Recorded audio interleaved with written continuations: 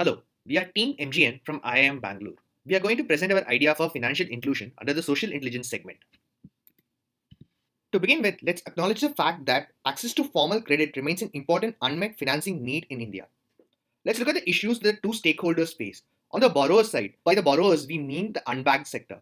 Their inability to meet banks' traditional lending criteria is one of the important issues. Also, the credit products that are available don't match their financing needs. For banks, the overall profitability of serving this low income segment is very low. It is because of the high cost of lending and the low revenues because of the small ticket loans.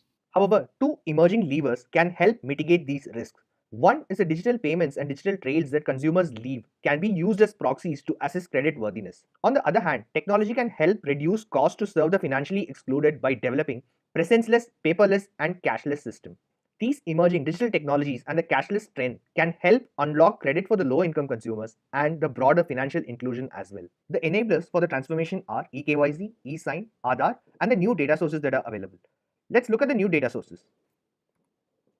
Telecom providers can be an important data source.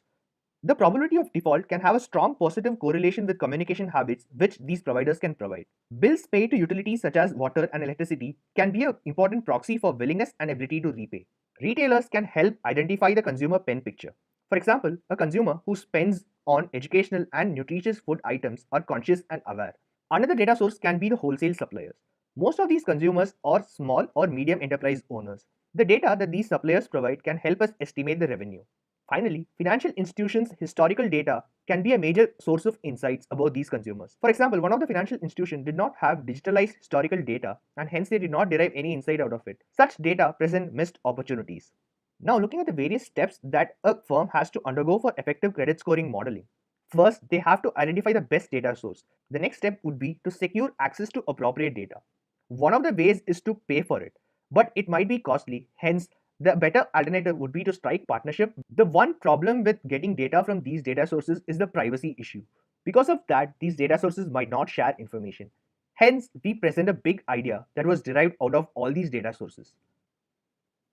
The idea was to develop a mobile application.